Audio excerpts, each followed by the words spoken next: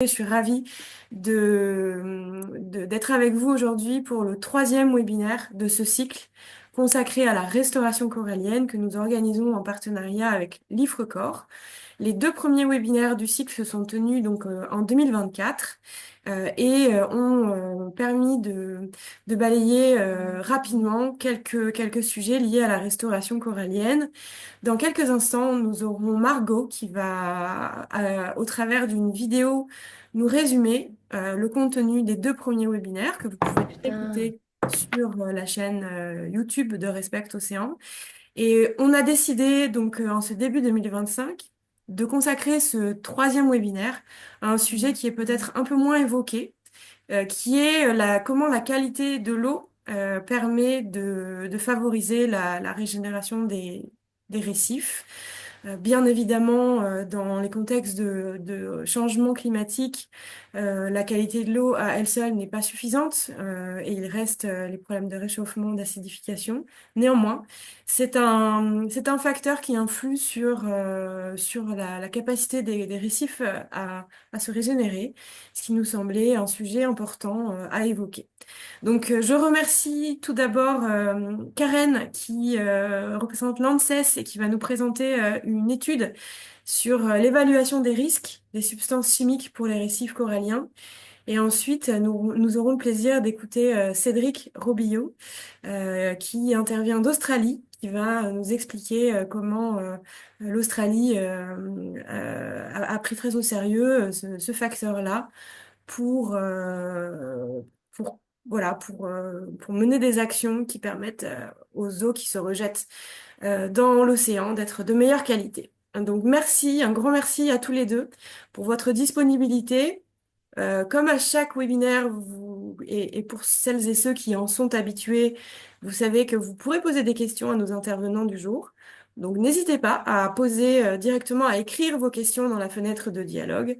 Elles seront restituées au moment des questions et des réponses. Donc encore merci à toutes et à tous d'être parmi nous ce matin. Et sans plus attendre, je vais euh, lancer la vidéo avec l'introduction de Margot qui n'a pas pu être avec nous aujourd'hui compte tenu du décalage horaire. Donc dites-moi si vous entendez bien la vidéo et si tout fonctionne. bonjour à tous et merci à l'équipe de Respect Ocean pour cette invitation et surtout pour avoir organisé cette série de webinaires sur la restauration de récifs coralliens, sujet qui me tient particulièrement à cœur.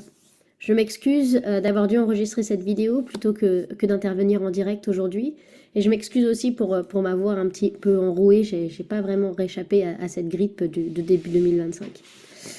Bon, alors les filles m'ont demandé de faire un récapitulatif rapide de certains des messages clés que nous avions couverts lors des deux premiers webinaires et aussi d'introduire le sujet de la qualité de l'eau et son importance pour le succès des projets de restauration de récifs. La qualité de l'eau qui est le sujet du webinaire d'aujourd'hui.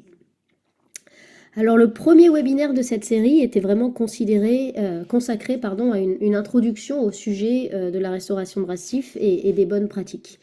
Le docteur Laetitia Edouin, qui est directeur de recherche au CNRS, a introduit l'importance, mais aussi la fragilité des récifs coralliens et le constat que face au changement climatique, on a vraiment un écosystème qui est sur le fil de disparaître.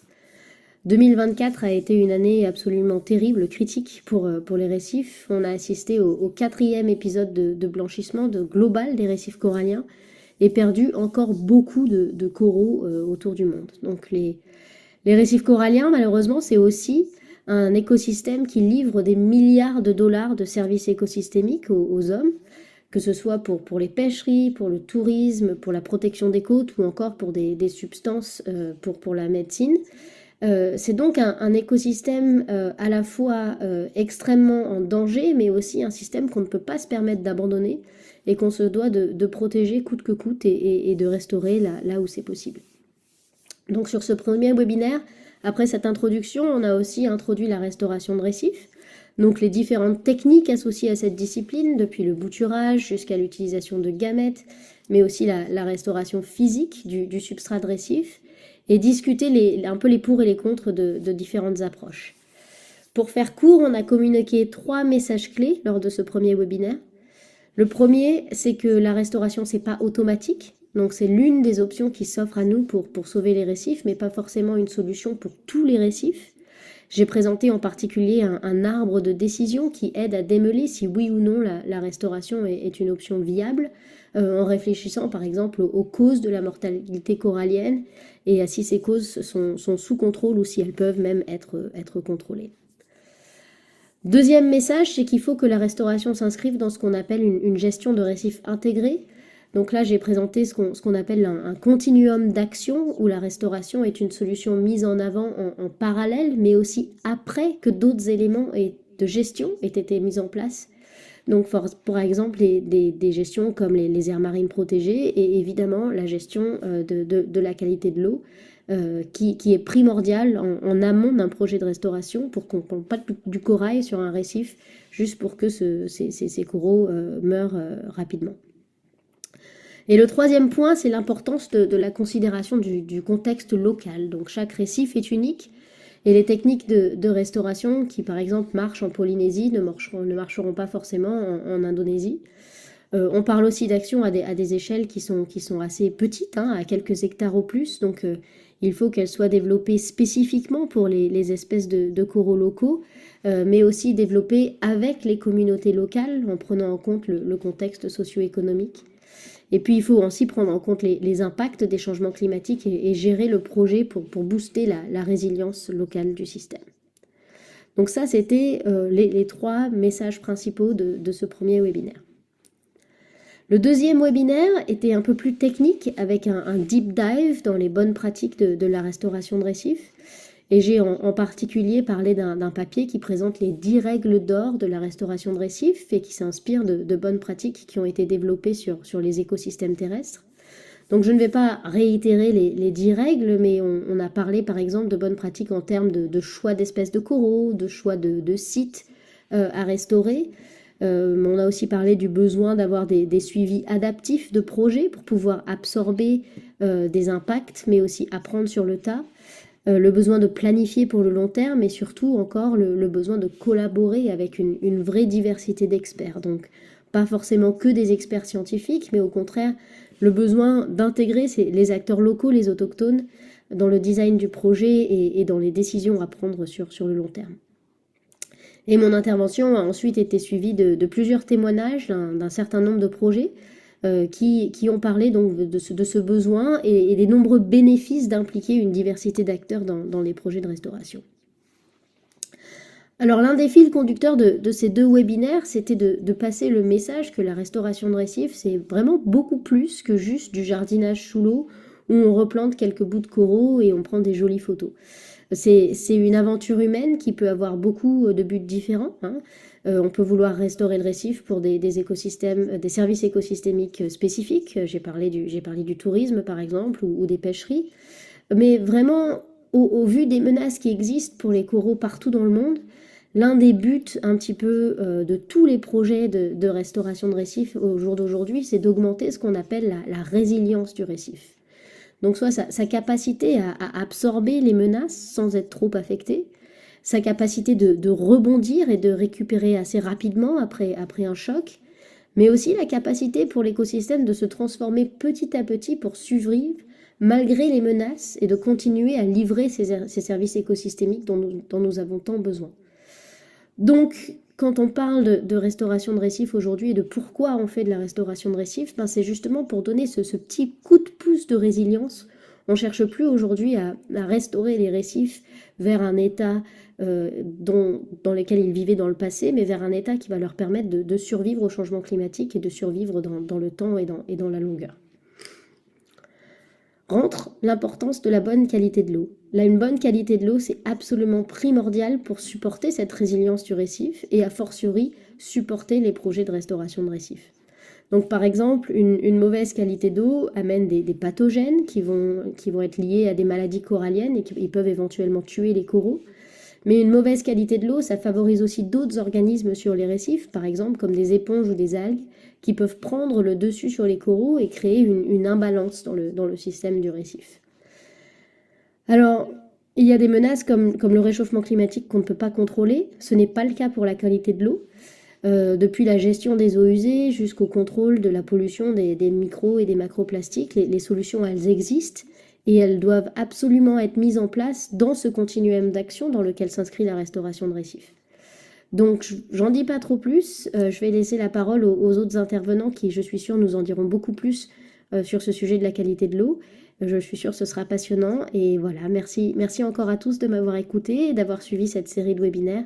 Et j'espère à très bientôt.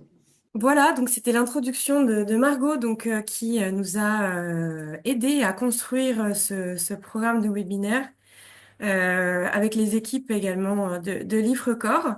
Donc je vais laisser maintenant la parole à Karen qui va nous présenter, qui va déjà se présenter et qui va également nous présenter cette étude qui a trait au sujet d'aujourd'hui. Donc Karen, c'est à toi. N'hésite pas à partager ton écran. Merci beaucoup. Avant, je voulais vous remercier pour cette invitation. Vraiment, c'est un plaisir pour nous de partager avec vous les résultats de ces travaux. Et du coup, je suis Karen Bourga, je suis chef de projet scientifique à l'ANSES. Et puis, je travaille à l'unité REACH, CLP et perturbateurs endocriniens. Et puis, nous, nos travaux se focalisent sur l'évaluation des substances chimiques dangereuses pour la santé humaine, mais également pour l'environnement. Euh, cette présentation est structurée d'une manière classique. Je vais démarrer par quelques éléments de contexte et ensuite je vais parler un petit peu de la méthodologie que nous avons suivie. Et ensuite, je vous présenterai les résultats et les recommandations de l'agence. Voilà, quelques éléments sur le récif corallien français. Je pense qu'ils ont été déjà évoqués lors des webinaires précédents. Juste pour rappel, enfin, la France porte la responsabilité des 10% de la surface cumulée des récifs coralliens mondiaux. La France se trouve en quatrième position. Et on retrouve des récifs coralliens dans tous les océans et dans 11 territoires ultramarins.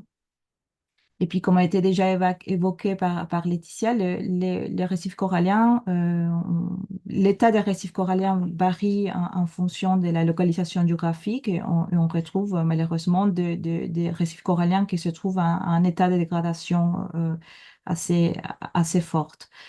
Ces écosystèmes font face à des pressions multiples à toutes les échelles spatiales, d'un point de vue local, notamment à cause de la pollution, la surpêche, et puis les aménagements côtiers, etc., mais également au niveau mondial, dû aux conséquences du dérèglement climatique.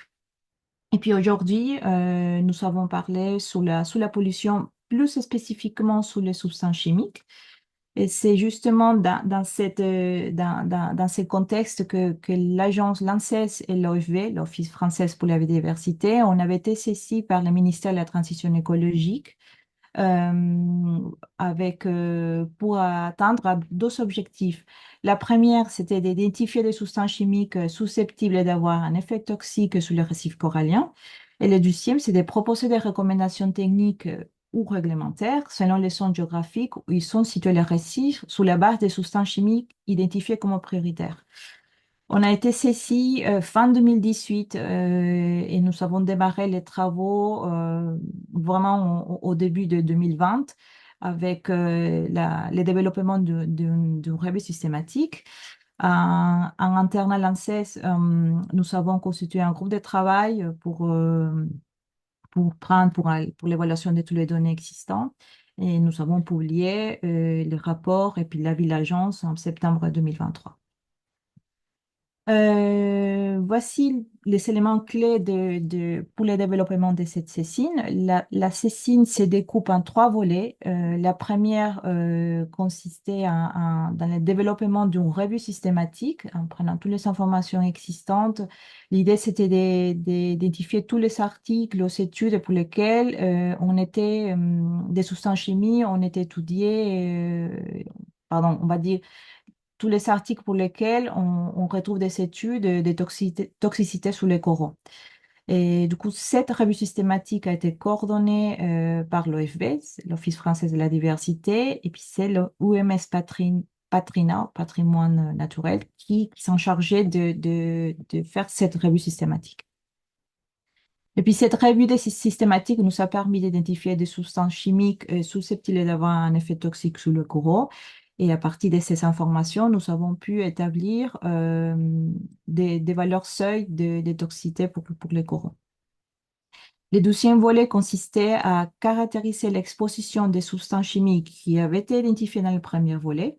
Alors, nous avons essayé de récupérer des informations sur des concentrations de substances dans le milieu marin pour chaque territoire français. Et puis le troisième volet va mettre en relation les données d'exposition avec les données les données dangers sur les coraux. Et puis nous avons fait une évaluation des risques pour les milieux marins. Parallèlement à tout ça, nous avons fait des auditions. On avait discuté, échangé avec des représentants des institutions des territoires d'outre-mer, des Saint-Barthélemy, des Wallis-et-Futuna, et Mayotte, les îles Éparses, la Nouvelle-Calédonie, la Guadeloupe et Saint-Martin. Malheureusement, nous n'avons pas pu faire des auditions avec des représentants pour tous les territoires, pour toute une série de raisons. Et puis également, nous avons fait une audition avec les secteurs industriels, notamment les secteurs cosmétiques. Et puis l'idée de faire toutes ces auditions, c'est déjà de les rapprocher tous des experts du terrain, déjà d'une part avoir plus d'informations sur notamment sur les données d'exposition des substances chimiques et puis également on voulait échanger, connaître un peu plus les spécificités de chaque territoire. Toutes ces informations nous ont permis d'établir des conclusions et puis des recommandations qui se sont traduites par notre rapport final et puis l'avis de l'agence qui a été publié en septembre 2023. Concernant les premiers volets, la revue systématique qui a été conduite par Patrina, c'est une revue systématique qui a suivi la méthodologie établie par une association internationale, Collaboration for Environmental Evidence, c'est une méthodologie qui est très cadrée et puis qui suit toute une série d'étapes. La recherche s'est focalisée sur les espèces de coraux tropicaux et toutes les substances chimiques. Environ 15 000 études ont été identifiées au départ. Et puis après toute une série de phases de tri, de sélection, 900 articles ont été sélectionnés. Des études expérimentales et observationnelles ont été recensées dans tout ce corpus d'informations. Et puis environ une centaine de substances chimiques, sans inclure les mélanges et les nutriments, ont été recensés. Nous avons fait des choix pour des questions méthodologiques. Nous avons sélectionné que les études expérimentales, c'est-à-dire les études pour lesquelles des investigations ont été faites en conditions de laboratoire, mais aussi sous les terrains. Et puis nous avons retenu... Ah, c'est gentil, merci. Vous m'entendez? Oui, Karen, tout va bien. Il y avait un micro ouvert, Ah, mais ok. il est maintenant coupé. Très bien.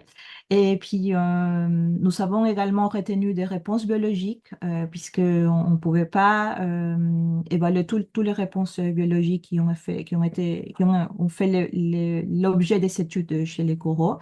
Et puis, grâce à l'appui des experts coraux, les réponses biologiques les plus pertinentes déjà, par ses pertinences biologiques, mais aussi par le volume d'informations, ont été retenues, comme la photosynthèse, la croissance, fertilisation, recrutement, blanchissement et mortalité. Et c'est toutes ces informations qui ont constitué la base des travaux de l'ANSES. Concernant les données coraux, juste un petit aperçu de ces données, on observe qu'il y a une variabilité des données, notamment sous l'aspect méthodologique. En fait, on va retrouver toute une série des études dans lesquelles ils vont tester différents types d'espèces ou des stades de vie et puis également des temps d'exposition. En fait, même pour une même substance et pour une réponse biologique, on va retrouver des différentes espèces ou ou juste des temps d'exposition. Ça peut être des expositions qui durent quelques heures jusqu'à, je sais pas, 24 jours, hein, pour vous dire. On observe qu'il peut y avoir des différences de sensibilité entre les coraux pour même substance. Ça, c'est le cas on avait observé avec les durons, les vincennes et les cuivres. Et puis, toutes ces informations sur les coraux nous ont permis d'identifier des relations dose-effet et pour certains effets biologiques. Euh, du coup, les dangers ont été également caractérisés hors du corpus fourni par Patrina. Nous avons cherché également dans la littérature, notamment dans les bases de données des enregistrements des substances. Nous avons identifié des valeurs seuil, des valeurs de référence existantes. C'est ce qu'on appelle la PNEC marine. Et puis, nous a permis de comparer cette valeur de référence un peu plus macro par rapport aux données coraux. On voulait savoir où se situait cette donnée de toxicité coraux par rapport à cette valeur de référence. Et puis, on a constaté que pour la plupart des substances, cette valeur de référence, c'est plutôt protectrice vis-à-vis des données qui existent actuellement sous les coraux. À l'exception des trois filtres trouvés, c'est le benzophénone 1, 2 et 8, un pesticide que c'est la sibutryne et pour les cuivres, pour lesquels on observe que des effets toxiques sous les coraux sont largement, euh, comment dire, cette valeur des PNEC ou valeur de référence ne protégerait pas suffisamment les dangers vis-à-vis des coraux. Concernant l'exposition, nous avons récupéré des informations sur la période 2010-2020. Pour le département d'Outre-mer, nous avons récolté des informations des bases de données existantes. C'est la base de données Quadrich qui correspondent aux données aux marines. Et c'est une base de données qui est gérée par l'Ifremer. Mais également, nous avons récupéré des données d'eau douce via la base de données NAIAD, mais également nous avons contacté les Sofisello pour récupérer des informations un peu plus récentes parce que on avait constaté que dans la base de données NAIAD, il avait des données il semblait jusqu'à 2015 ou 2017, selon les territoires. Et puis nous, on voulait des données un peu plus actuelles et c'est pour cette raison que nous avons contacté les Sofisello. Et puis, pour les groupes fils trouvés, on ne retrouve pas des informations dans les bases de données. Et puis, comment nous, on avait quand même des études de toxicité chez les coraux pour certains fils trouvés, nous, on voulait savoir on voulait comparer vraiment si est-ce que cette concentration dans laquelle on observe des effets toxiques, comment ça se retrouve vis-à-vis des concentrations qu'on puisse retrouver dans le milieu marin. C'est pour cette raison que nous avons lancé une recherche et littérature pour récupérer des informations des concentrations des filles trouvées dans les eaux. Et puis pour les territoires d'outre-mer comme Saint-Barthélemy, la Nouvelle-Calédonie, les îles Éparses, Wallis-et-Futuna et Polynésie française, nous n'avons pas trouvé des données. Et,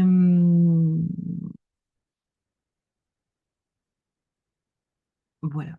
Ça, c'est un exemple de la localisation des récifs et puis avec les points des stations qui viennent de la base de les stations Quadriche et également Nayade.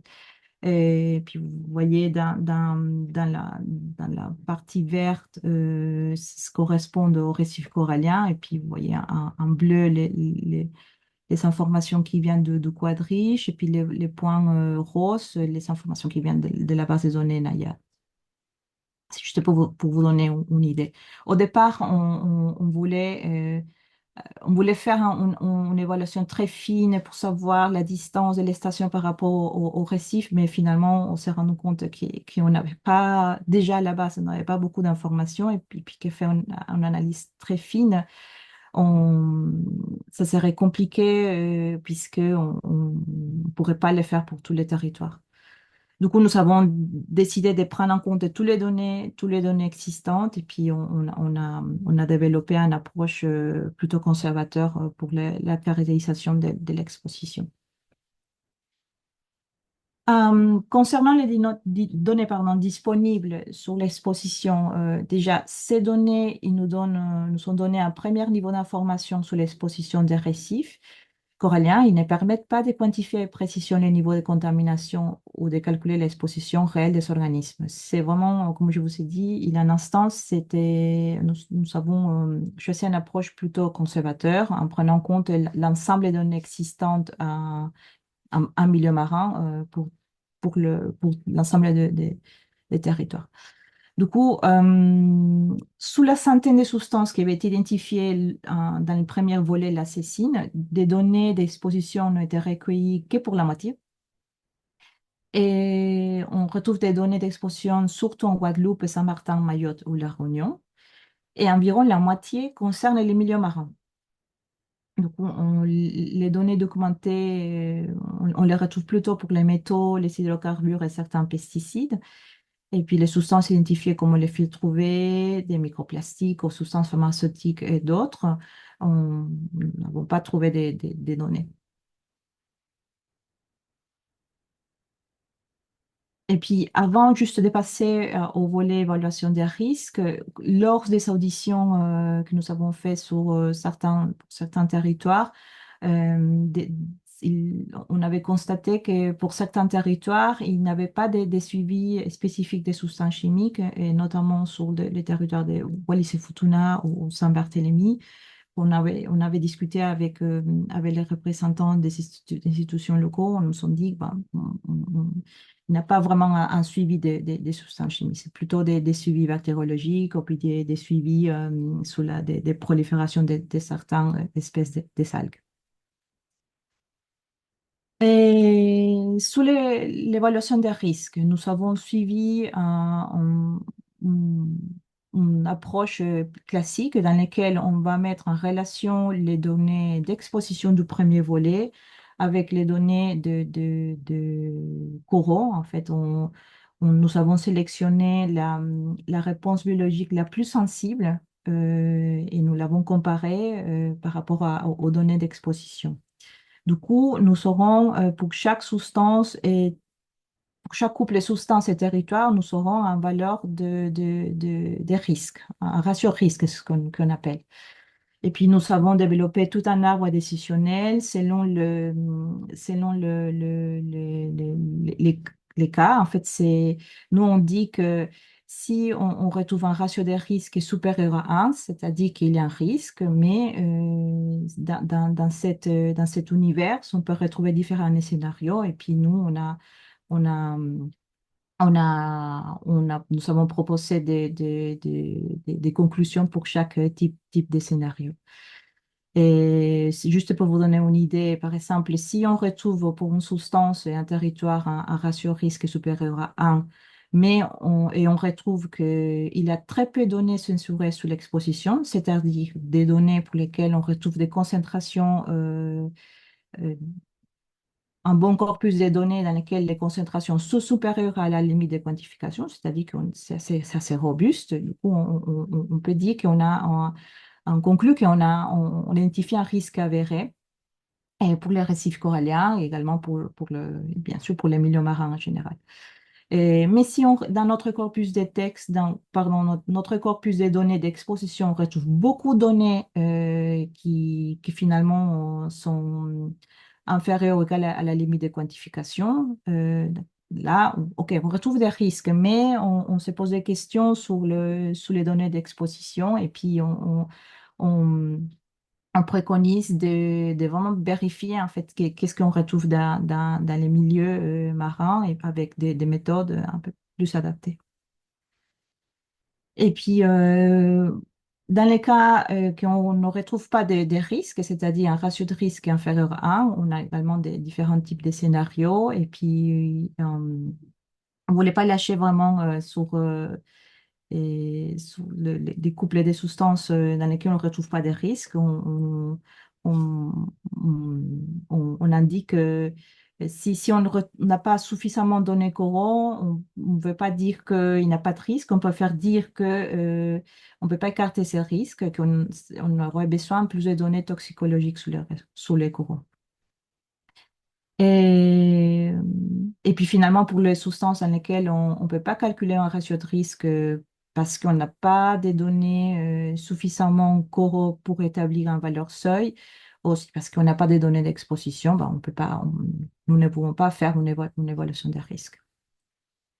Et puis nous avons accompagné à nos résultats d'évaluation des risques, nous avons accompagné, nous avons qualifié pardon, l'incertitude ou la confiance de ces résultats, puisque quand je vous ai dit qu'il avait beaucoup de variabilité dans les données coraux, ça veut dire que pour une substance, par exemple, on peut retrouver une étude avec une réponse biologique, et puis si on ne voit pas de toxicité, est-ce qu'on peut dire que ce n'est pas toxique en fait? Est-ce qu'on est sûr qu'on peut affirmer que la substance n'est pas toxique pour les coraux?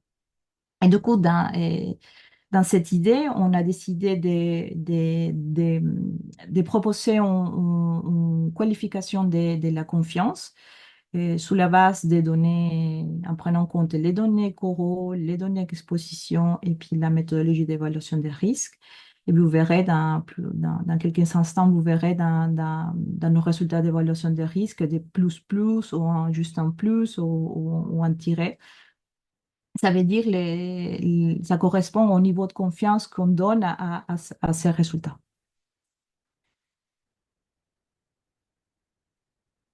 Concernant l'évaluation des risques, voici les premiers groupes de substances que nous avons étudiés. C'était les filtres trouvés des substances chimiques qu'on retrouve dans les cosmétiques et notamment dans les filtres solaires.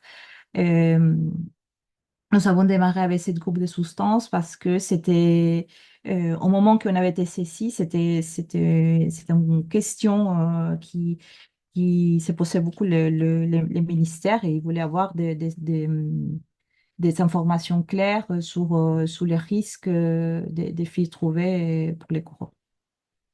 Donc, d'après notre matrice, euh, on retrouve des risques pour les milieux marins, pour certaines substances chimiques, tous ceux qui sont marqués en rouge. Il faut savoir que nous avons construit cette évaluation des risques, comme je vous avais dit, sous la base des données d'exposition qu'on retrouve dans la littérature scientifique. Et ce sont des données qu'on retrouve, par exemple, en Hawaï ou dans les ciels vierges. Nous n'avons pas obtenu des publications pour lesquelles on une mesure des données de concentration des filtres trouvés pour les territoires français, malheureusement. Et du coup, comme on retrouve des risques pour certaines molécules, certaines substances chimiques, vous verrez dans le premier cas, les salicylates de 2-éthylhexyl, on retrouve des risques, mais le niveau de confiance, il est très faible parce il n'y avait pas beaucoup de données sur les coraux et puis non plus sur les données d'exposition. Vraiment, on n'avait pas beaucoup de données. Et pour cette raison, on avait mis une confiance très faible. Mais par contre, pour l'octocrylène et puis le EHMC et le benzophénone 3, on trouve un risque avéré avec une confiance moyenne. Et c'était parce qu'on avait quand même des données coraux et on avait des données d'exposition plutôt conséquentes. Euh, Sur ces substances chimiques, déjà, ce sont des substances qui sont d'intérêt au niveau européen, puisque ce sont des substances qui sont présumées d'être perturbateurs endocriniens et puis également sont présumées d'être des substances PVT, c'est-à-dire des substances qui sont persistantes, bioaccumulables et toxiques. Ils sont en cours d'évaluation par des États membres de l'Union européenne pour clarifier ces propriétés de danger. Et puis, si une de ces propriétés est clarifiée, ça déclenche toute une série de mesures de gestion, comment l'identification des substances extrêmement préoccupantes. Et, il peut y avoir lieu un processus de restriction ou juste d'autorisation par rapport à certains usages. Sous l'ensacamène, en sacamène. C'est une substance qui est déjà identifiée comme très préoccupante à cause de ses propriétés perturbatrices endocriniennes. Et l'octocrylène, c'est une substance qui est d'intérêt pour la France. Actuellement, il y a une intention de proposition de restrictions sous la base des risques, environnement aquatiques. Donc, il y a tout un travail qui est en train de se faire actuellement pour restreindre l'utilisation d'octocrylène en Europe.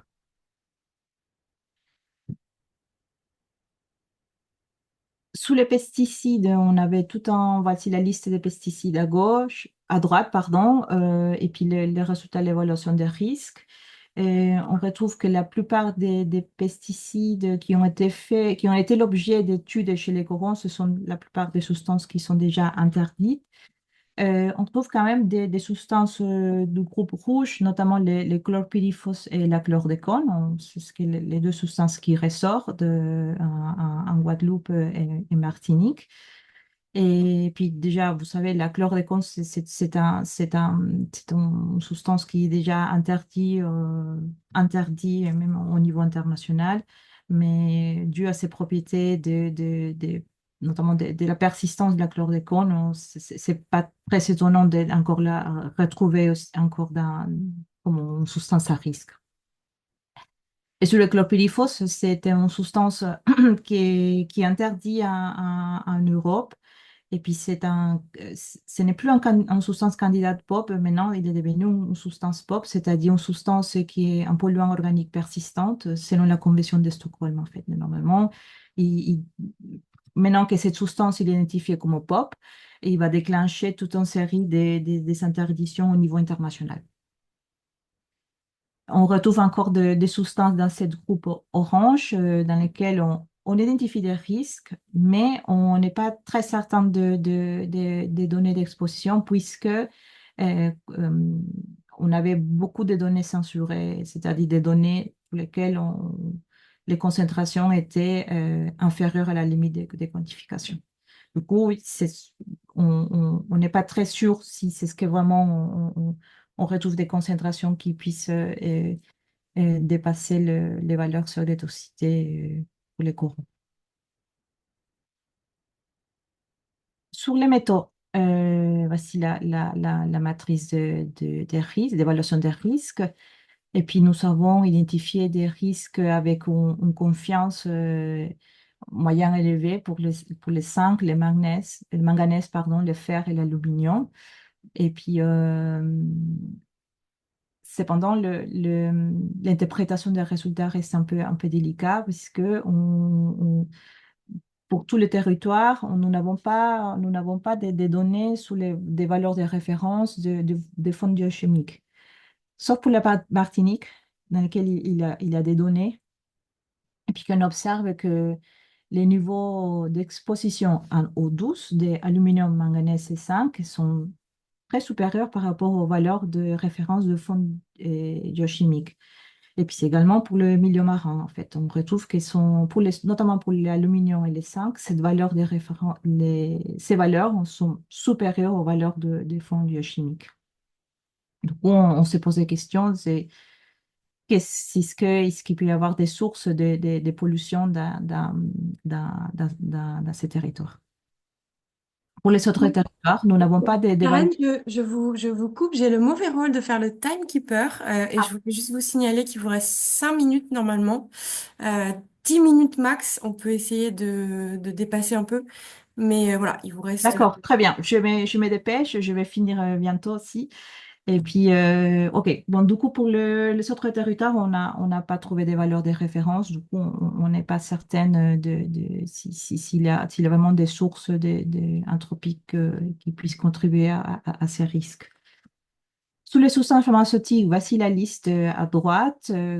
C'est une déception pour nous parce que finalement, déjà, on ne retrouve pas de données d'exposition et puis ce sont des substances qui ne sont pas forcément des substances prioritaires.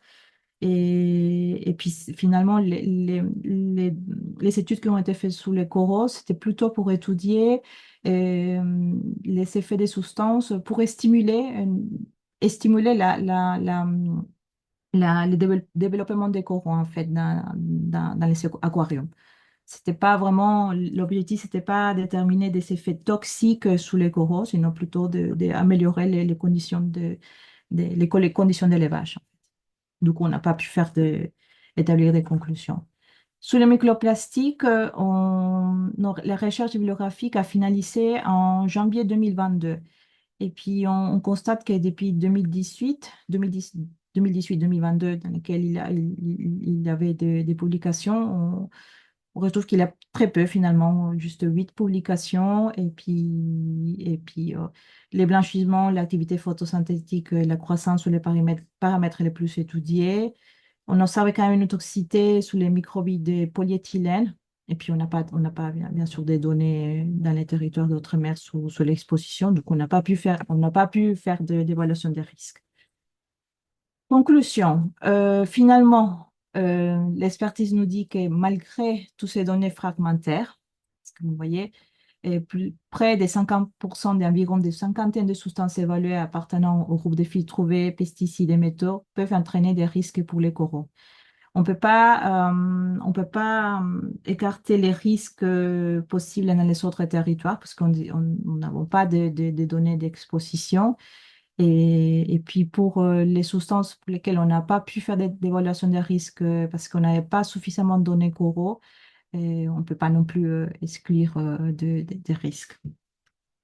Nous avons établi des recommandations sur le volet danger, notamment sur les données coraux, qu'il faut promouvoir les études écotoxicologiques, faire des efforts pour standardiser des méthodes. On avait évoqué également les besoins d'intégrer les études de toxicité sur les coraux dans les dossiers d'enregistrement des substances chimiques. D'étudier les effets toxiques aussi sur les espèces coralliennes des substances pour lesquelles les risques ne peuvent pas être écartés, c'est ce que correspond les groupes jaunes, et puis renforcer la recherche, bien sûr, sur les groupes de substances pour lesquelles c'est encore des recherches émergentes, en fait, comme les filtres UV, les microplastiques, les nanos. Sous l'exposition, nous avons identifié qu'il y a un besoin de renforcer ou de mettre en place des suivis des substances chimiques. Parce que je vous ai dit que pour certains territoires, on a constaté qu'il n'y a pas de système de suivi des substances chimiques.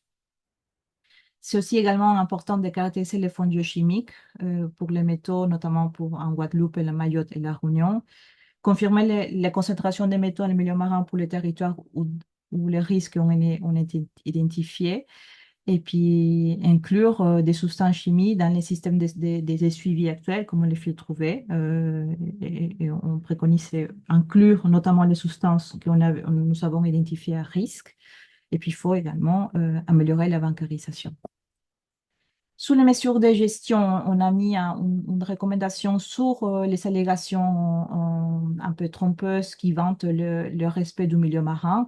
Et nous avons mis comme recommandation que s'il y a des substances que nous avons identifiées à risque dans cette cécine, ne pas les inclure dans cet affichage de respect du milieu marin, en fait. Et puis, sous les crèmes solaires, nous avons mis une recommandation générale sur le besoin de renforcer la sensibilisation de la population aux mesures de prévention de l'exposition aux rayons UV. Et puis, nous avons évoqué également les besoins d'améliorer l'implantation et le fonctionnement des réseaux d'assainissement des eaux usées. C'était une des préoccupations qui ont été évoquées lors de toutes les auditions que nous avons faites aux représentants des territoires. Quelques réflexions finales qui sont également mises dans l'avis de l'agence, que finalement l'expertise nous a permis d'identifier un petit nombre de substances à risque, mais que c'est pertinemment que ce nombre de substances est beaucoup plus grand. Et puis que nous avons besoin de réduire des rejets de substances chimiques. Déjà, on peut limiter à la source par la mise en œuvre des mesures de gestion qui viennent des règlements des substances chimiques, mais également à partir des initiatives zonales. Puis on a besoin également d'améliorer l'implantation et le fonctionnement des réseaux d'assainissement des sources. Nous avons besoin de surveiller Et puisque ça va permettre de vraiment de suivre, de suivre l'évolution de ces écosystèmes et puis et adapter la politique et la gestion en conséquence. Je me suis dit que on avait on avait constaté que pour certains territoires, il n'y a pas de suivi. Et ce n'est pas facile parce que c'est quand même la, la barrière géographique qui fait aussi que pour certains territoires, ils ne disposent pas des outils euh, pour faire un suivi régulier, mais c'est vrai il a besoin de s'efforts pour mettre en place des systèmes de suivi. Voilà, je l'ai fait très vite. J'espère que Merci, c'était merci clair. beaucoup. En tout cas, Merci beaucoup, Karen. Merci énormément pour cette présentation. Donc, je ne sais pas si on peut mettre le lien de l'étude dans la fenêtre de dialogue. On a le temps pour quelques questions parce qu'on a pris un peu de retard, donc je vais te les restituer, Karen. Euh, Pendant ce temps-là, je vous invite à prendre connaissance du début de la facilitation graphique qui est proposée, comme certains le savent, puisqu'ils suivent nos webinaires régulièrement par Fanny Didou, qui s'occupe de faire des synthèses graphiques de nos webinaires. Donc, Karen, petite question, quelles suites ont été données à cette étude en fait? Quelles mesures éventuelles ont été prises? Voilà. nous avons fait des restitutions au ministère. C'est euh, notre pratique classique à l'agence, c'est qu'on est saisi par les ministères, par nos tutelles, les ministères de l'Environnement dans ces cas, dans notre cas. Et puis nous, on va mettre notre rapport et puis c'est eux à prendre en main, qu'est-ce qui pourrait être en place ou quelle est la suite qu'ils pourraient les donner. Nous, malheureusement, on n'a pas encore eu des retours sur des actions concrètes, mais on espère que ça, qui vraiment qui a contribué pour que les tutelles ou les autorités puissent prendre les sujets en main. Très bien. On espère que effectivement il y aura des suites et on suivra ça avec attention. Est-ce que vous avez une autre question? Est-ce que vous avez étudié le risque des silicones et des huiles de silicone ou pas? Euh, je- nous savons, c'est vrai que la cécine se focalise sur toutes les substances qui ont identifié dans le premier volet, en fait. C'est ça, c'est un peu la partie un peu limitante. Euh, on sait qu'il a eu des mélanges, qu'il a des mélanges dans le premier volet, mais nous, on n'a pas approfondi sur les mélanges. Des silicones en particulier, j'ai pas vraiment de souvenir que des substances de ce type, ils sont sortis dans la revue de la littérature, dans la revue systématique. Du coup, nous, on n'a pas fait d'évaluation de risque sur ça. Très bien. Alors, on a une question, mais qui risque de prendre beaucoup trop de temps par rapport à le temps disponible aujourd'hui et veuillez accepter nos excuses. Il y a des questionnements sur la méthodologie. Donc, j'invite la personne qui a posé la question à prendre connaissance de l'étude dans laquelle elle trouvera beaucoup plus d'éléments. Euh, Dernière petite question avant qu'on passe à la présentation de Cédric pour essayer de rattraper un peu notre retard. Lorsque donc tu as expliqué, Karen, qu'il y a eu des données absentes dans certains territoires ultramarins ou autour de certaines substances, est-ce que suite à la diffusion et à la restitution de cette étude et à la communication de ce manque de données ou de données absentes, est-ce qu'il est envisageable, si je restitue correctement le fond de la question, d'approfondir un petit peu les premiers résultats en intégrant les données manquantes? Est-ce que des acteurs, aux premières restitutions, ont proposé de fournir cette donnée manquante, justement?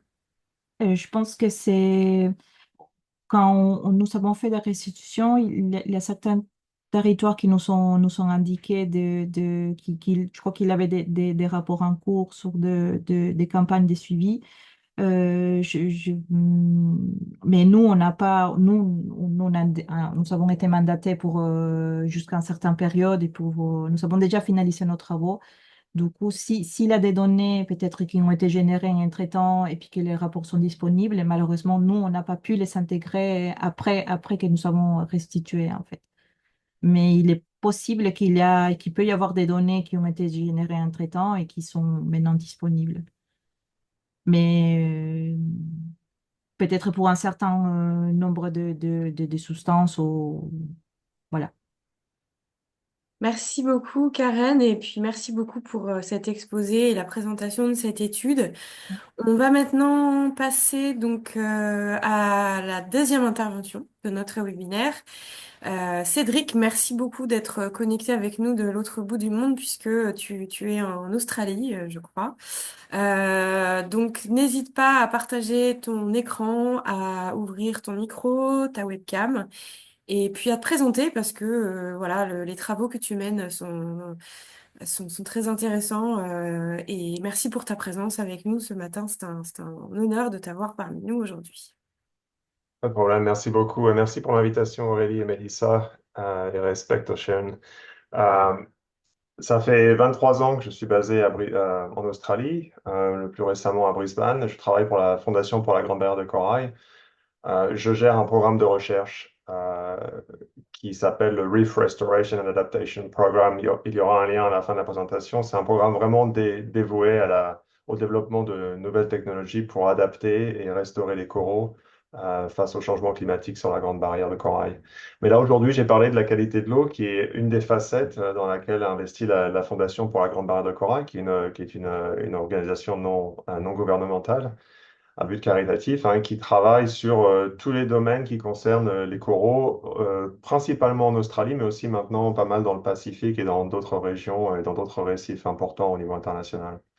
Donc encore une fois, si vous voulez savoir un petit peu plus sur la fondation, je vous conseille de juste rechercher sur Internet. Il y a beaucoup de volets qui sont liés aux travaux qu'on fait non seulement en Australie, mais au niveau international. Ça fait 23 ans que je suis en Australie, donc mon français technique est assez limité, il laisse à désirer. Euh, les présentations, les diapos sont en anglais, mais je vais parler en français au cours de la présentation, donc ça ne devrait pas poser de problème. Euh, Tout d'abord, je voudrais effectivement déclarer que la Fondation reconnaît les peuples aborigènes et insulaires du détroit de Torres comme les gardiens traditionnels de ce pays et leur lien durable et continu avec la terre, la mer, le ciel et la communauté. Particulièrement sur la Grande Barrière de Corail, on a énormément de connexions avec nos collègues, nos propriétaires coutumiers, et c'est une relation qui a été extrêmement productive dans ces dernières années. La Grande Barrière de Corail, mais je suis sûr que vous avez beaucoup de connaissances à ce niveau-là. Par contre, c'est important pour les questions de qualité de l'eau de comprendre la mesure du système. Donc, c'est un système énorme en termes de dimension. Donc, 2600 km de longueur, 14 degrés de latitude, entre 10 degrés et 24 degrés de latitude, mais aussi un système qui est assez complexe au niveau hydrographique. Donc, il y a beaucoup de bassins versants dans ce lagon, euh, mais le lagon de la Grande-Mer de Corail varie beaucoup en fonction de la latitude. Donc, si vous allez dans le nord, effectivement, à 5 km ou 2 km, vous trouverez des récifs frangeant. Si vous allez dans le sud, il y a les récifs de Swines, par exemple, dans le sud de la Grande Barrière, sont à 200 km en moyenne de la côte. Donc, les effets de la qualité de l'eau vont dépendre de ce positionnement. C'est un système qui est très complexe, qui est connecté, on en parlera un petit peu plus, qui continue d'avoir une grande valeur et beaucoup d'espèces, et qui représente une source économique pour l'Australie qui est vraiment très importante. C'est un système, par contre, qui est effectivement soumis à des menaces. Et Margot avait parlé de tous les aspects, effectivement, des pressions qui sont sur les coraux au niveau international. C'est pareil en Australie, mais effectivement, on a la chance d'avoir un système qui est encore très résilient et très connecté. Par contre, ça ne veut pas dire qu'on n'est pas conscient du fait que le changement climatique, le réchauffement climatique va effectivement présenter des menaces vraiment très, très significatives par le futur. Donc, on a régulièrement dans ce système des rapports qui sont publiés. Tous les 5 ans, en fait, on a un rapport qu'on appelle le Outlook Report qui essentiellement analyse toutes les valeurs de la Grande Barrière et mesure le changement au fil du temps. Et ce petit graphique-là qui est qui est produit par l'autorité qui gère le parc marin, permet de voir un petit peu, si vous voulez, les menaces cumulatives qui posent des problèmes sur la Grande Barrière.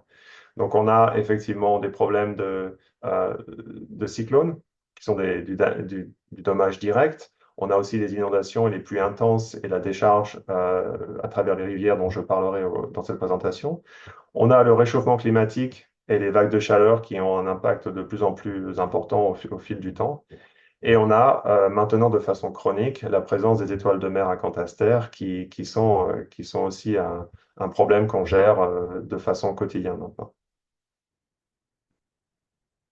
Donc le système pour la Grande Barrière, en termes de qualité de l'eau, c'est un système qui est très connecté. On a un système de montagne le long de la côte, et ce qui veut dire qu'on a énormément de décharges, et c'est un système tropical ou semi-tropical. Donc on a des périodes d'inondation avec ce qu'on appelle des plumes qu'on voit ici, qui sont effectivement des décharges très importantes de sédiments fins, de nutriments et de pesticides dans le système. C'est un système qui depuis 1850, s'est développé en termes agricoles. Et on voit vraiment une différence entre un système naturel et un système agricole maintenant. Donc, les inondations ont toujours été présentes, hein. Ce système tropical n'a pas changé. Par contre, même si la décharge en termes de volume n'a pas changé, la quantité de sédiments et la quantité effectivement de matière organique a changé au fil du développement de ces activités agricoles. Donc là, c'est une photo qui montre un système assez typique sur la Grande Barrière de Corail où vous voyez le lagon et une décharge des rivières qui est extrêmement chargée en sédiments. Et on voit une démarque. Et non seulement l'eau douce a un effet destructeur sur les coraux, mais aussi les sédiments qui ont tendance à les étouffer. La communauté scientifique, depuis 2003, s'est organisée en Australie pour essentiellement établir un consensus scientifique au sujet de la qualité de l'eau. Et c'est un processus qui s'est développé au fil du temps. Et maintenant, les derniers rapports sont extrêmement complexes et compréhensifs. Et donc, le dernier a été publié l'année dernière, daté de 2022. Et il y a toute une série de conclusions et de rapports détaillés qui considèrent l'impact de la qualité de l'eau, le changement de la qualité de l'eau et comment les espèces répondent et quelles sont les actions qu'on peut mettre en place pour essayer d'améliorer le système.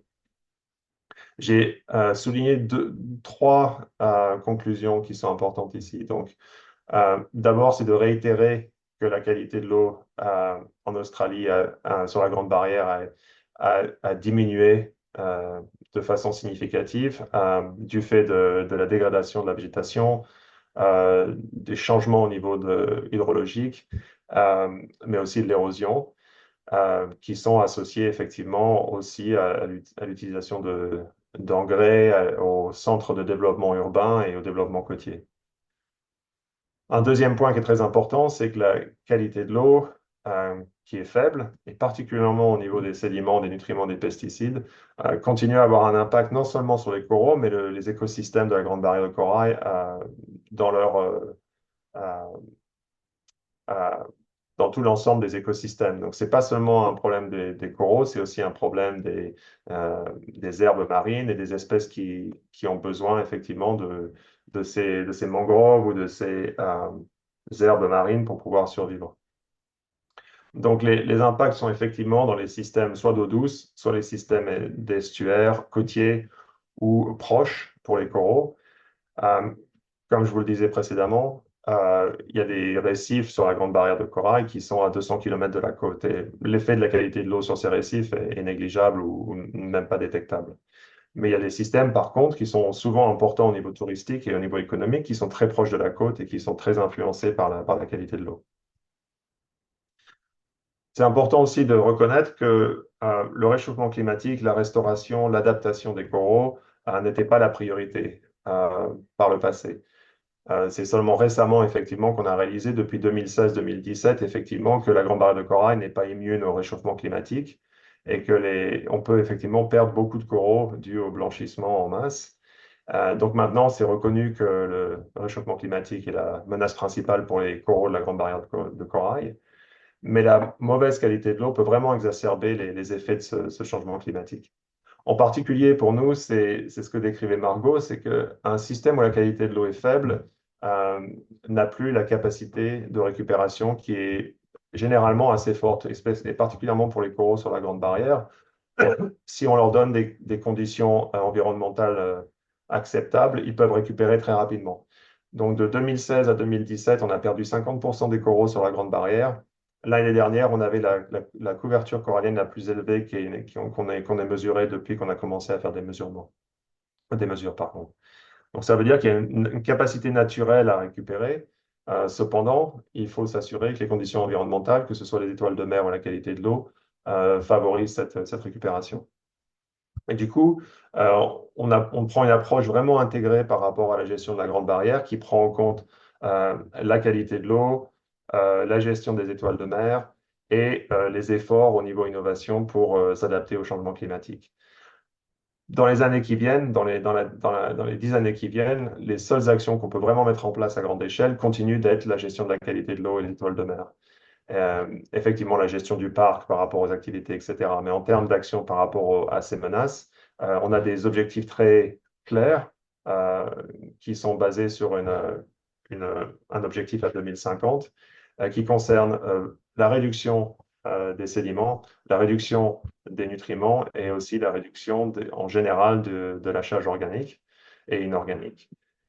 Et aussi pour les pesticides, on prend une approche où toutes les espèces qui sont à l'estuaire doivent être, 99% des espèces aquatiques doivent être protégées, c'est-à-dire que les limites les concentrations en pesticides doivent être en dessous des limites qui posent un risque pour les espèces aquatiques. Donc ces objectifs sont codifiés et ils décident de tous nos investissements sur la Grande Barrière. Par contre, ça n'est pas un système homogène. Donc, ça veut dire qu'il y a des activités différentes, il y a des systèmes fluviaux différents, il y a des positionnements des récifs différents. Donc, on prend une approche vraiment ciblée par rapport aux régions et par rapport aux contaminants. Donc, si on regarde par exemple les sédiments, la zone qu'on appelle le Burdekin est une zone de pâturage avec beaucoup d'exploitation bovine et le sol est de très mauvaise qualité. Donc, on a régulièrement, vous verrez plus tard, des formations de ravins qui aboutissent à des charges énormes de sédiments et qui peuvent effectivement se propager sur des centaines de kilomètres le long de la côte en fonction des courants. Pour les nutriments ou pour les pesticides, on a des régions avec des activités agricoles différentes qui ont un impact plus important. Donc, pour nous, c'est très important de prendre une approche assez on va dire, spécifique au niveau régional et au niveau sous-régional.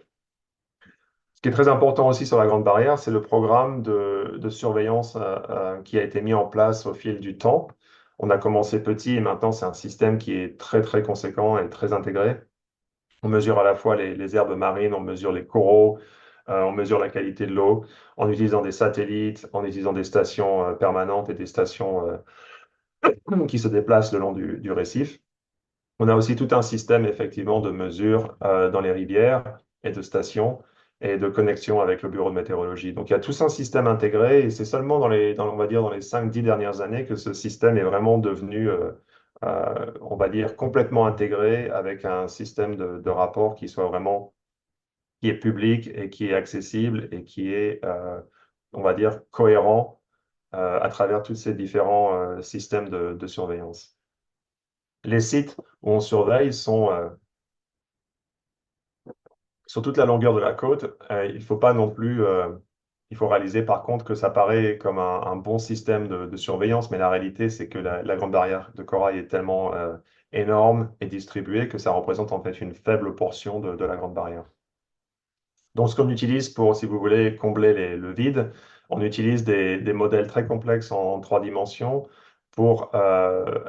qui prédisent et qui extrapolent, si vous voulez, la qualité de l'eau et l'hydrodynamique sur le système en entier à toutes les profondeurs au sein du lagon de la Grande Barrière. C'est un système qui s'appelle eReefs et qui nous permet effectivement d'utiliser toutes les données qu'on mesure et les satellites pour pouvoir avoir une idée de la qualité de l'eau dans tout le système à différentes profondeurs.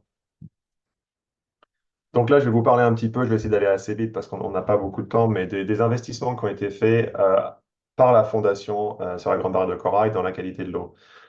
Donc, on a effectivement reçu un financement par le gouvernement australien de 200 millions de dollars. Tous les dollars sont en dollars australiens, donc je vous laisse faire la conversion, mais je crois que c'est 1,6, ça dépend du jour. Mais euh, on a reçu un financement de 200 millions pour 5 ans pour effectivement investir de façon intégrée sur tous ces problèmes de qualité de l'eau. Ça représente seulement une fraction de l'investissement sur la Grande Barrière. C'est difficile de quantifier exactement, mais on pense qu'il y a un investissement entre 1 et 2 milliards de dollars sur les 10 dernières années, 10 ou 15 dernières années dans la qualité de l'eau. Donc vraiment quelque chose qui est très prioritaire pour la Fondation. En termes de conception, ce programme a été très intéressant parce que comme il a été fourni en un seul bloc, on a pu utiliser tous les modèles les plus récents et toute la science la plus récente pour faire un programme qui soit vraiment targeté, qui soit vraiment ciblé pour réussir à atteindre les objectifs qui étaient fixés pour les régions. Donc pour chaque, si vous voulez, bassin versant, on a effectivement des objectifs spécifiques pour des contaminants spécifiques. On a des systèmes de gouvernance et de rapports qui sont vraiment mis en place pour être sûr que tout ça soit transparent et aussi, puisque c'est de l'argent public, effectivement, pour être sûr qu'on soit responsable et qu'on puisse effectivement être jugé en fonction des résultats. Et tous les projets ont été sélectionnés et basés sur cette idée de minimiser les coûts et maximiser l'impact. Donc, ça se traduit, pas la peine de lire le tableau, mais ça se traduit par une série de régions, une série de programmes et une série de contaminants. Donc, chaque région a des contaminants spécifiques qu'on cible. Et on a des cibles qui sont établies au niveau régional. Et ensuite, quand on investit, on fait des appels d'offres. Et les partenaires avec lesquels on travaille vont devoir démontrer que dans leur projet, dans leur ferme ou dans leur série de fermes, ils vont être capables de fournir les améliorations qui sont nécessaires pour atteindre les cibles, les objectifs pour cette région particulière. Et ça représente un système qui est très facile à suivre et qui nous permet vraiment de nous assurer qu'il n'y a pas d'investissements qui sont à perte. Donc ça aboutit, si vous voulez, à un système qui est désagrégé comme ça, où on a effectivement toutes les régions avec des différents secteurs d'activité qui ont différents niveaux d'investissement pour atteindre différentes cibles. Et on a une série d'interventions, ce qu'on appelle les interventions, qui sont des actions très spécifiques pour améliorer la qualité de l'eau. Donc, on a essentiellement deux catégories. Le changement de pratique. Donc, c'est comment est-ce que ces activités agricoles sont réalisées. Et ça concerne la canne à sucre, les activités pastorales, l'irrigation, les bananes. Et on a aussi toute une série d'activités qui sont plus, on va dire, directes, qui sont dans la remédiation, dans la réhabilitation du bassin et qui concernent les ravins et les rivages et des systèmes de zones humides. Donc là, je vais aller assez rapidement, juste vous donner quelques images pour vous donner une idée, mais si vous voulez plus d'informations, effectivement, il n'y a pas de problème, vous pouvez nous contacter. Dans le domaine de la canne à sucre, c'est l'activité entre les bovins, l'activité pastorale et la canne à sucre sont les activités principales dans les bassins versants de la Grande Barrière. Et c'est effectivement une industrie très contaminante. Donc, on travaille énormément avec les fermiers pour changer les pratiques. Et je parlerai un petit peu plus tard des changements de comportement. Mais l'idée, c'est de leur fournir des techniques qui ont été prouvées, qui sont faciles à mettre en place, qui sont faciles à suivre, mais qui sont aussi bénéficiaires, qui leur permettent d'améliorer leur rendement sur les fermes tout en améliorant la qualité de l'eau. Donc, tout un système d'engagement, de démonstration, de pratique et de mesures qui est lié à ça. Ici, vous avez un exemple de tous les types d'activités qui sont associés à ces changements de pratique. Et ça, c'est lié à la fois aux causes, aux sources et au transport de ces contaminants. Donc, à travers tous ces différents facteurs, on a différentes actions qui nous permettent, en fonction de la ferme, en fonction du type d'activité, d'améliorer la qualité de l'eau. Et on a un modèle très complexe qui part de la ferme en elle-même et qui modèle quelle est la qualité de l'eau qui arrive à la fin de la rivière. Et on utilise ce modèle pour pouvoir décider où est-ce qu'on investit, quelles actions on va investir en priorité et quelles activités on veut promouvoir au sein du bassin. Donc, ce système est très développé, très complexe, mais ça nous permet d'être vraiment ciblés et de maximiser le changement et les améliorations. Dans tout ce qui est pastoral, effectivement, c'est un système très complexe. Il y a beaucoup d'activités qui ont été très destructrices par le passé.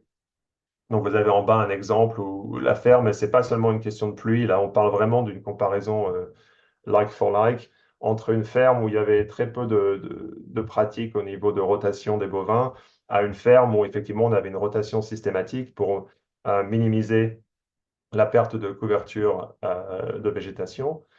Et ce qui est important ici, c'est que si on perd cette couverture de végétation avec ces sols qui sont très sodiques et qui ne sont pas forcément très stables, on aboutit à des situations où quand il pleut énormément, ce qui est typique en Australie, on a énormément de sédiments qui vont dans les rivières et qui finissent sur le récif.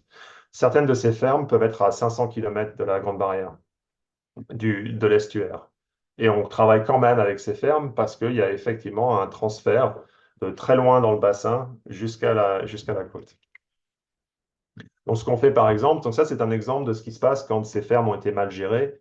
On a une perte de la couverture de la végétation liée à l'exploitation et on a une destruction du sol. Et quand il se met à pleuvoir, ces ravins qui se forment deviennent énormes. Certains représentent au pire 500 mètres de large par exemple.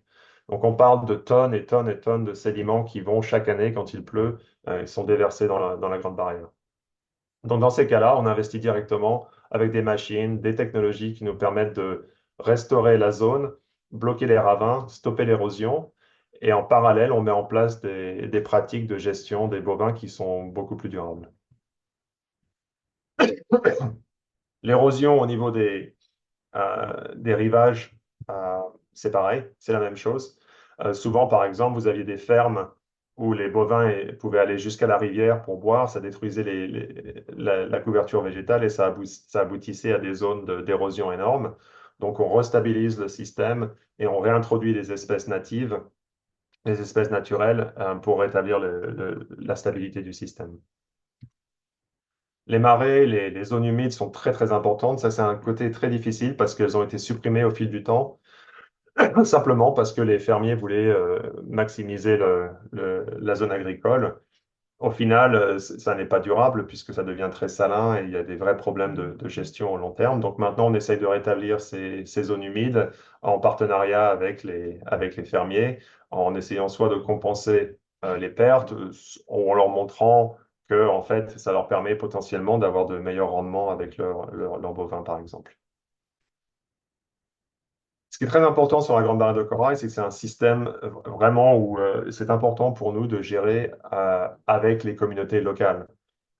Simplement parce que c'est un système aussi où les communautés locales ont énormément de pouvoir en termes politiques, mais aussi parce que, si vous voulez, l'agriculture dans les bassins qui aboutissent sur la Grande Barrière, ça fait partie du mode de vie, ça fait partie de la communauté. Donc, on travaille de façon très connectée et très respectueuse avec les collectivités et les communautés locales pour essayer d'être vraiment très spécifique, de développer nos liens et de développer ces relations culturelles et d'être très collaboratif. On a des programmes dans ce contexte qui sont des programmes spécifiques de recherche sur les changements de comportement.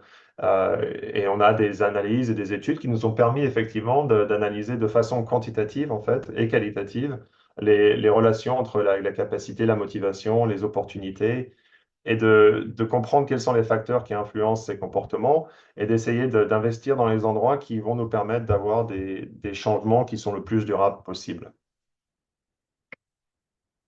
On travaille essentiellement, énormément aussi avec nos propriétaires coutumiers.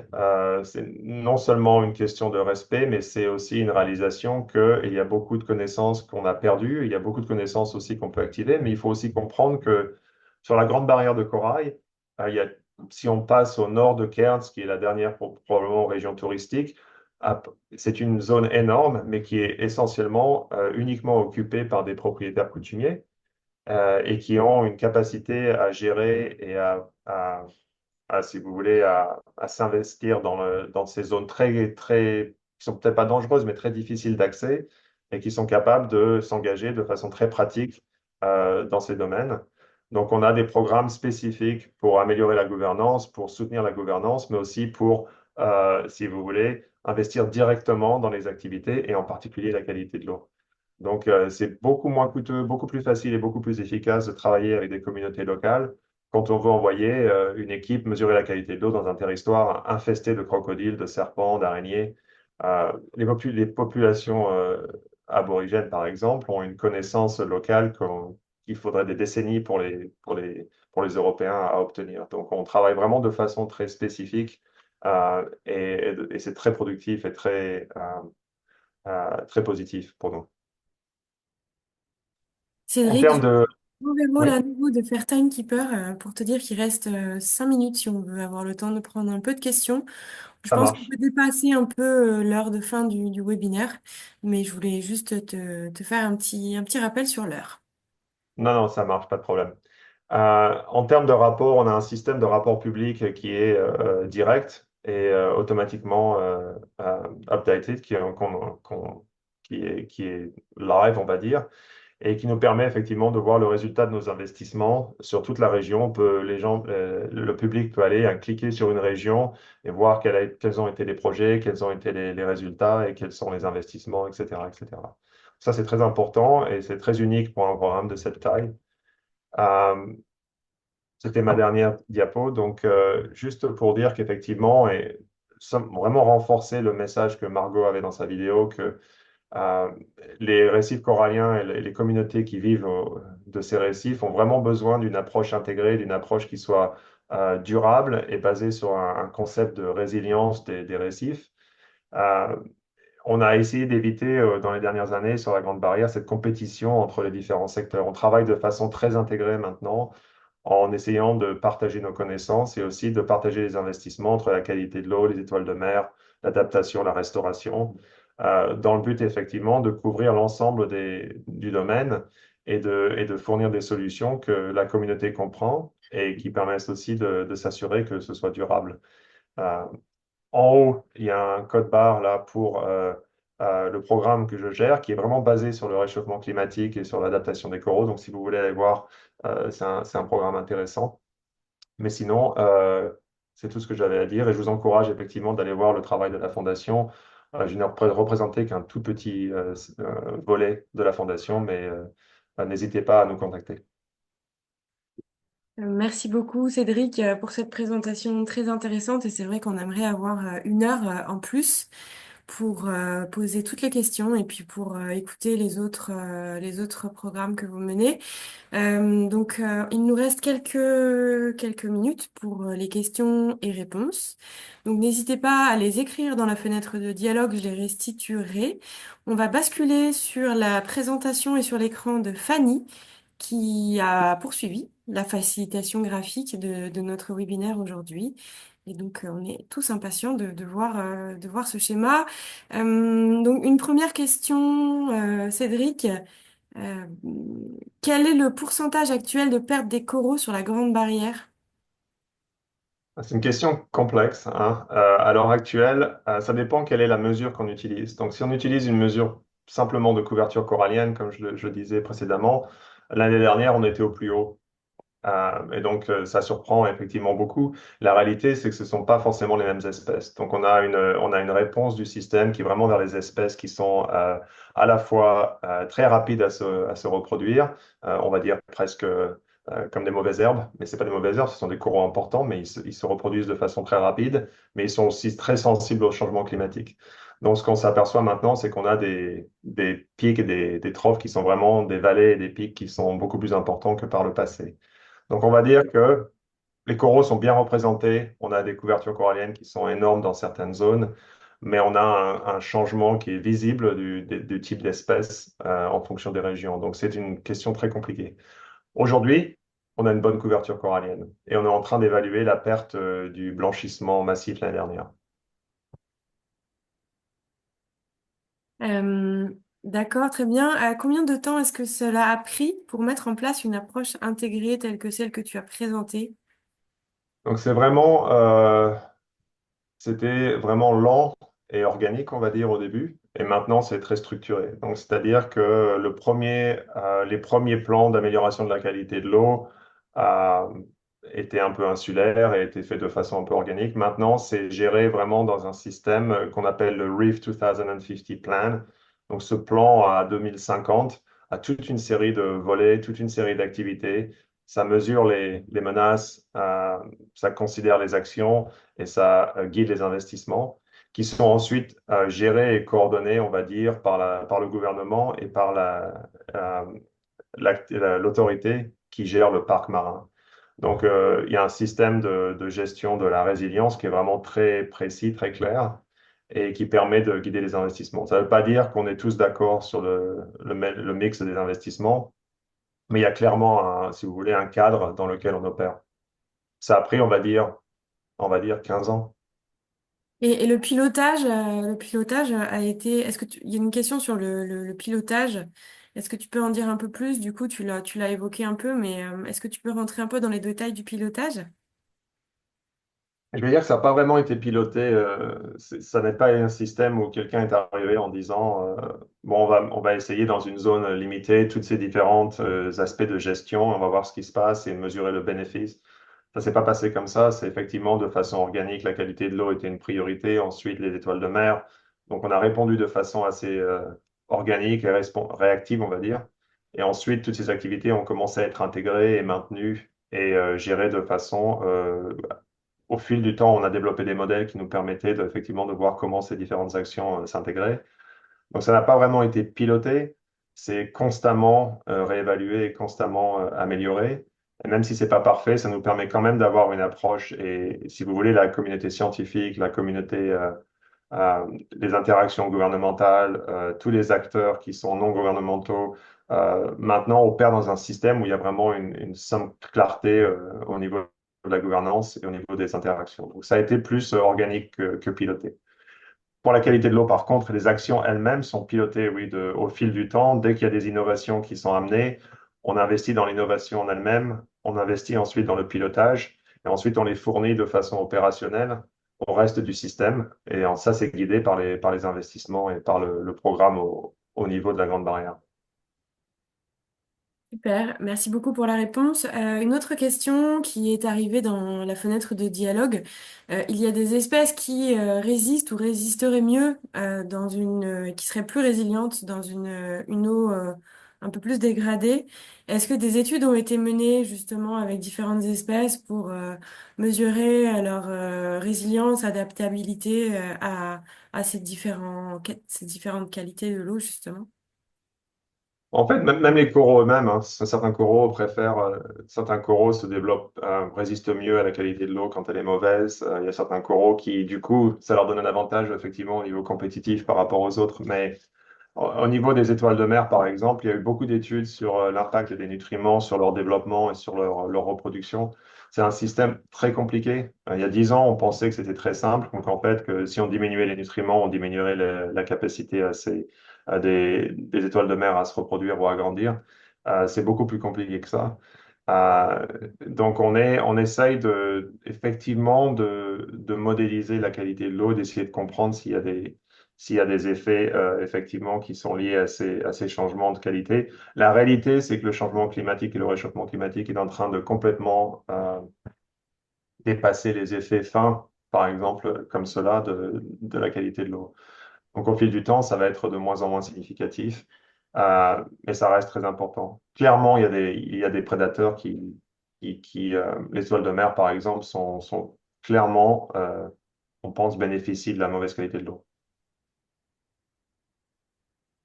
Très bien. Autre question, est-ce qu'il y a des systèmes de surveillance qui te semblent plus importants que les autres à mettre en place? Oh, c'est une question difficile. Ça dépend vraiment du contexte local. On va dire que pour nous, euh, non, c'est une question que auquel j'aurais du mal à répondre parce qu'en fait, je pense que de comprendre la couverture corallienne et le mélange d'espèces, mais aussi d'être capable d'utiliser tous les systèmes satellitaires pour avoir une idée un petit peu à grande échelle de la qualité de l'eau, je pense, est assez important. Euh, mais oui, c'est difficile, hein. Je pense que c'est une question qui est un peu difficile. Ça dépend vraiment du contexte. Très bien. Donc, on avait une autre question qui était un peu sur le sujet similaire des outils et des mesures. Dernière question, parce que je vois que l'heure tourne malheureusement. Est-ce qu'il y a des études menées au nord de Cairns, dans des endroits plus difficiles d'accès? Oui, oui, bien sûr. On a beaucoup d'études tout le long de la Grande Barrière, mais un changement en termes d'approche au fil du temps. C'est-à-dire qu'autrefois, bon, la méthode était très, on va dire, coloniale, c'est-à-dire que les équipes basées à Brisbane ou basées à Sydney allaient voyager, allaient se déplacer et faire des mesures, etc. Très coûteux, pas très efficace. Donc maintenant, ce qu'on fait, c'est qu'on forme les populations locales à toutes ces techniques. Et ce sont ces populations qui vont faire les mesures et qui vont incorporer ça dans leurs activités économiques aussi, qui leur permettent effectivement d'avoir des activités très positives par rapport à la gestion de l'environnement, qui pour les traductions, les, les propriétaires coutumiers sont très importantes. Cette gestion de l'environnement est très importante dans leur culture. Donc, ça nous permet vraiment d'avoir un aspect positif et qui renforce cette positivité. Donc, oui, on travaille partout, mais on se repose de plus en plus sur les populations locales parce que c'est très difficile d'accès. Très bien, merci beaucoup en tout cas Cédric et Karen pour votre présence parmi nous aujourd'hui. Malheureusement, on arrive déjà à la fin du temps imparti pour notre webinaire. Est-ce que Karen, tu as un petit mot de conclusion ou une question pour Cédric? Enfin, je voudrais en tout cas vous remercier pour votre attention, pour l'opportunité de présenter ces travaux. Et puis, un mot de conclusion, c'est que je pense que effectivement, le nombre de substances à risque est très sous-estimé et puis que je pense qu'il y a beaucoup de choses qui se passent dans le milieu marin par rapport aux substances et puis que je pense il faut être vigilant en fait. Très bien. Un mot de conclusion, Cédric?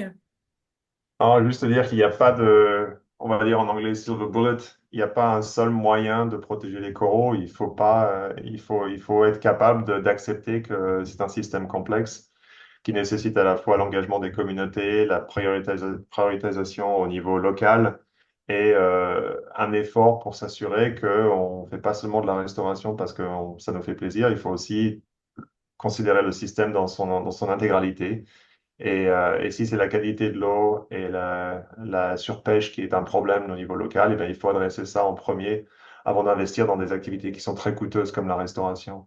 Donc il faut accepter que c'est un système complexe et continuer à réduire nos émissions. C'est une bonne conclusion. On a dans la fenêtre de dialogue des demandes de poursuite d'échange, donc vous recevrez probablement des messages sur vos différents réseau LinkedIn, j'imagine, pour échanger. Merci aussi également. Alors, on n'a pas le temps de faire un petit récap oral des échanges par Fanny qui a du coup dessiné, fait une synthèse graphique de notre webinaire, mais je crois qu'elle est en train de projeter le schéma sur votre écran.